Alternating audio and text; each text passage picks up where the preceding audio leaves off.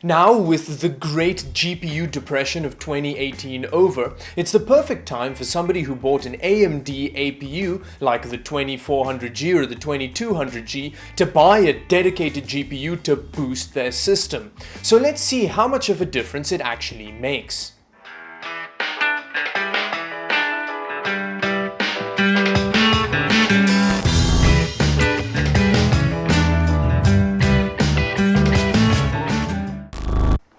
Okay, now before we get into the actual benchmarks, let's have a look at the system that I'm going to be using for these tests. Now, I actually did a build for this system without the GPU quite a while back. I'll have the video linked somewhere so you can check that out if you haven't seen it before. But basically, for the CPU, I'm using an AMD 2400G, which is the bigger of the two APUs. It's a 4-core 8-thread CPU, and it's kind of using its normal boost clock, so I didn't overclock it to anything specific, but on average it was sitting at 3.9 gigahertz for pretty much everything.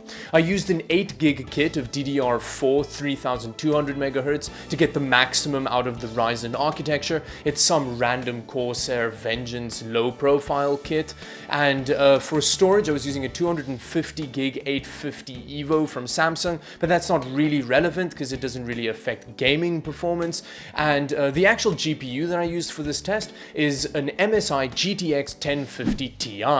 Now, it's a 4 gig graphics card with very low power consumption, so it's perfect for a drop-in GPU for something like a small ITX build that's in a case that doesn't have a huge amount of airflow. Yeah, I think that's pretty much it. So let's get into the benchmarks. Fall upon them!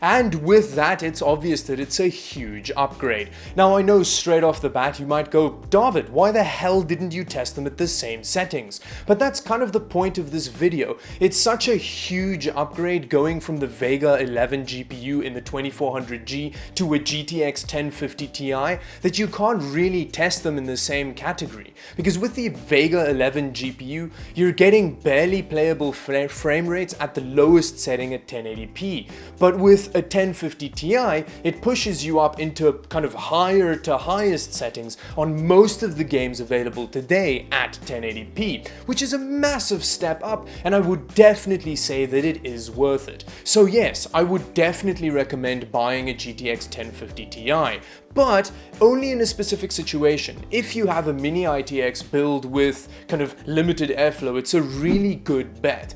But if you have a full desktop PC with a bigger power supply, I would recommend going with the AMD RX 570, because in a lot of cases you can buy it for roughly the same amount of money as a GTX 1050 Ti, but you're going to be getting near to GTX 1060 performance from it. So you get quite a big bump in performance for a very similar amount of money. But it is a very power-hungry graphics card, and it is very hot in traditional AMD fashion. And just like that, it seems like there isn't a single reason why you wouldn't want to drop a dedicated GPU into your APU build. But there is one little niggling reason on the horizon why maybe you wouldn't want to do that right now, but I think at this level of GPU-dom, I don't think you should be too worried about that yet. Anyway, thank you very much for watching this video. If you liked it, do like and subscribe to the channel for more videos like this one. And until the next one, bye bye.